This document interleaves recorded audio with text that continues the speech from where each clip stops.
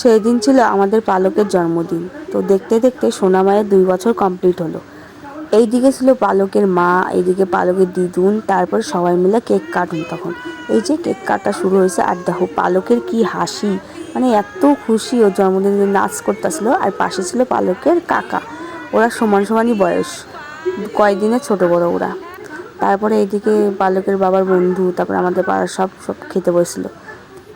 তারপরে আমিও বইয়া পড়ছিলাম আমার পাড়ার একটা বৌদির সাথে। তো এইদিকে দিয়েছিল লুচি আলুর দম, তো সেই রান্না হয়েছিল। দেখো আমি খাইতেছিলাম, অনেক খাইছি। তারপরে একটু থাকার পর অনেক রাতে একটু খিচুড়ি করছিল, তো কইছে খিচুড়ি খাইয়াই যাবো।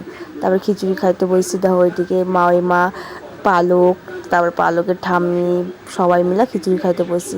সেই আনন্দ হয়েছে সেদিন। কিন্তু একটাই দুঃখ ছিল, বৃষ্টি সারা রাত পড়ছে। এদিকে বাড়ি যাওয়ার সময় আমার পালকের দিদুন বাড়ি আগায় দিতেছিল। দেখো কত জল হয়েছে, মানে এত বৃষ্টি হয়েছে সেদিন, থামার নামই করে নাই। একটা স্পেশাল